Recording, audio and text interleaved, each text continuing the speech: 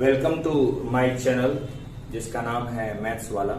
तो आज हम लोग क्लास 10th का ठीक है ट्रिग्नोमेट्री स्टार्ट कर रहे हैं, जिसके बारे में थोड़ा सा इंट्रोडक्शन आप लोगों को दिया जाएगा कि भैया त्रिकोणमिति क्या होता है, त्रिकोणमिति क्या होता है, त्रिकोणमिति किस शब्द से बना हुआ है, त्रिकोणमिति का अर्थ क्या होता है, त्रिकोणमिति के जन्मदाता कौन थे, किसको फाउंडर माना जाता है, ये सब चीजें आज हम लोग जानेंगे। ठीक है, तो क्लास 10th का ये है, ये ध्यान रखिएगा। क्लास 10th का त्रिकोणमिति आज से आरंभ किया जा रहा है ठीक है हमारे चैनल पे। तो त्रिकोणमिति जो शब्द है उसको अंग्रेजी में ट्रिगोनोमेट्री कहा जाता है। क्या कहा जाता है? ट्रिग्नोमेट्री कहा जाता है।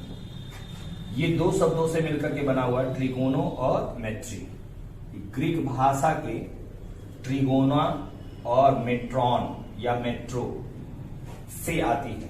ये जो शब्द है ट्रिगोनोमेट्री वह ग्रीक भाषा के ट्रिगोना और मेट्रो से आती है। ट्रिगोना का अर्थ होता है ट्रायंगल, इसका मतलब होता है त्रिभुज, और मेट्रो का अर्थ होता है टू मेजर अर्थात मापना। अर्थात त्रिकोणमिति यानी ट्रिग्नोमेट्री का अर्थ होता है टू मेजर द ट्रायंगल अर्थात त्रिभुजों का मापन।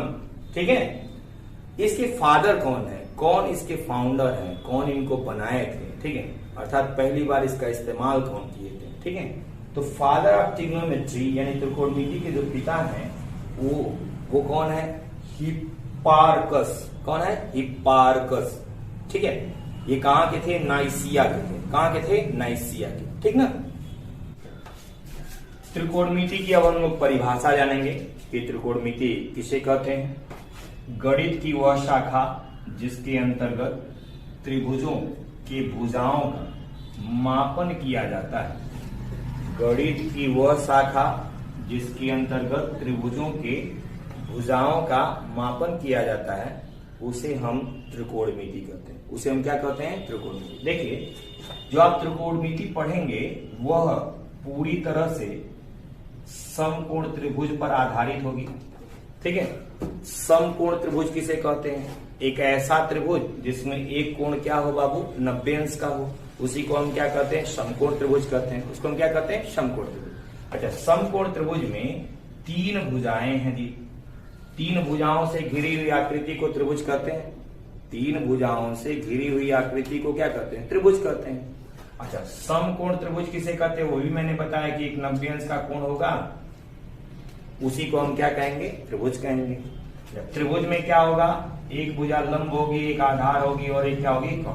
कर्ण जो भुजा होती है 90 अंश के जो सामने वाली जो भुजा होती है बाबू, उसी को हम क्या कहते हैं? कर्ण कहते हैं।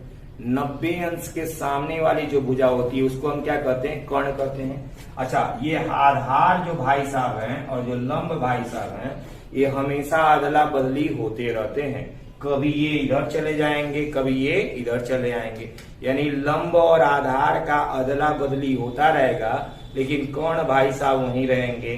क्यों? 90 अंश के सामने का जो भुजा होता है उसी को हम क्या कहते हैं? कर्ण। ये सबसे बड़ी भुजा होती है। ये क्या होती है? सबसे बड़ी भुजा होती है, सबसे बड़ी। अच्छा, त्रिकोणमिति का अध्ययन करने के लिए इसके बाद हमको जरूरत पड़ती है कि भैया पाइथागोरस प्रमेय क्या होता है।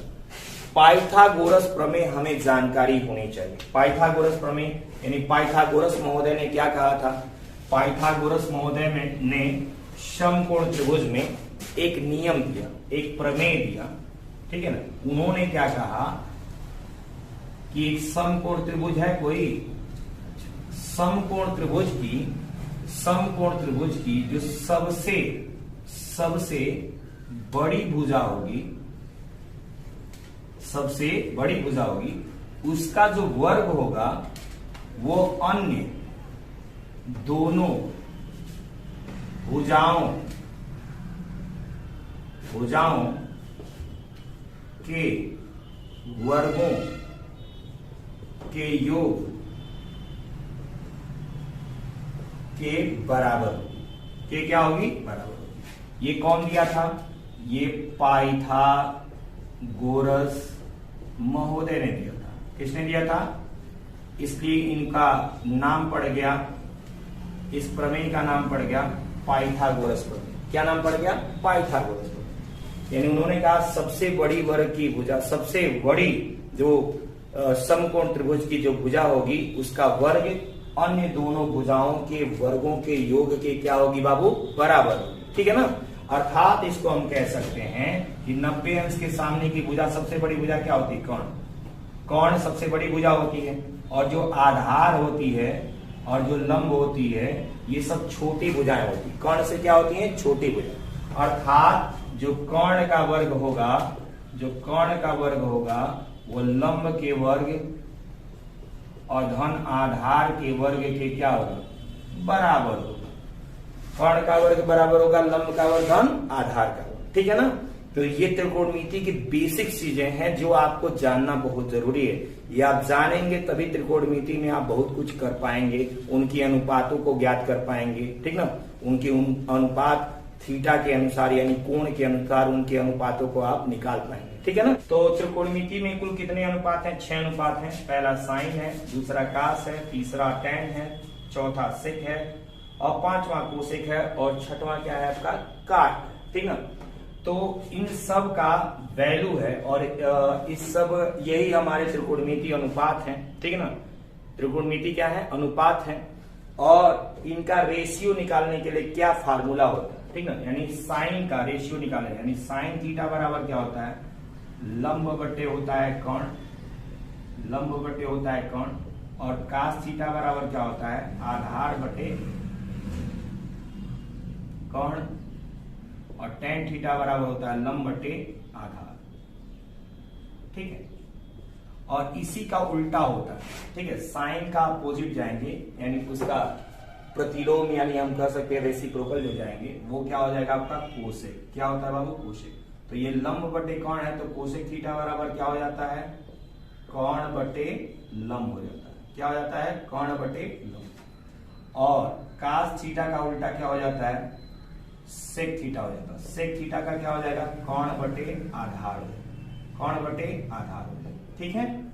अच्छा, टेन थीटा का उल्टा क्या हो जाएगा? काट थीटा। काट थीटा बराबर क्या हो जाएगा? सीधे आधार और बटे कितना हो जाएगा? लंब हो जाएगा। ठीक है? इसको शॉर्टकट ट्रिक में भी चाहे तो आप याद कर सकते हैं। इसको शॉर्टकट ट्रिक में क्या करते हैं? लाल बटे कक्का, लाल बटे कक्का। ठीक है? और यल माने क्या होता है? लंब। ठीक है ना? और ए माने क्या होता है? आधार। और यल माने क्या होता है? लंब। ठीक है? और ए माने होता है आधार, और के माने होता है कर्ण, और के माने होता है कर्ण। ठीक है ना? तो लाल बटे कक्का होता है। साइन के लिए क्या हो जाएगा? लंब बटे कर्ण, और कास के लिए क्या हो जाएगा? आधार बटे कर्ण, और टेन के लिए हो जाएगा लंब बटे आधार। ठीक है ना? अब जरा देखिएगा, और इसी में इसको कट कर देना। ठीक है? ये जो है जो देखा है, हाँ अब इसको, हाँ वो जो ना वो मत करना। ठीक?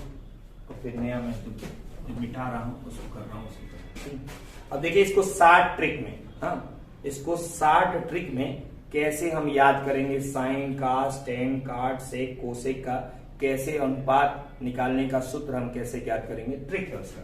वो ट्रिक है लाल बटे कक्का। लाल बटे क्या है? कक्का। ठीक ना? तो ये जो लंब बटे कर्ण है वो किसके लिए है? साइन के लिए। अच्छा, साइन थीटा के लिए। और ये जो है आधार बटे कर्ण है, ठीक ना, वो किसके लिए? वो है आपका कॉस के लिए। ठीक है? कॉस थीटा के लिए। और ये जो लंब बटे आधार है वो किसके लिए है? वो आपका टेन के लिए, टेन थीटा के लिए। ठीक है? तो साइन थीटा के लिए लंब बटे कर्ण, कास थीटा के लिए आधार बटे कर्ण, और टेन थीटा के लिए लंब बटे आधार। इसी का उल्टा चले जाएंगे। टेन का उल्टा क्या होता है? काट। तो काट थीटा के लिए क्या हो जाएगा? आधार बटे लंब। अच्छा, कास का उल्टा क्या होता है? सेक। सेक थीटा के लिए कर्ण बटे आधार। अच्छा, इसका साइन का उल्टा क्या होता है? कोसेक। कोसेक के लिए क्या हो जाएगा? कोसेक थीटा के लिए, कोसेक थीटा के लिए हो जाएगा कर्ण बटे लंब। ठीक है ना? तो ये ट्रिक है आपको sine theta, cos theta, tan theta, sec theta, cosec theta के लंब और आधार और कर्ण और लंब या लंब और कर्ण में क्या रेशियो होता है, क्या अनुपात होता है, उसको आप ट्रिक से चाहें तो आप याद कर सकते हैं। ठीक है ना।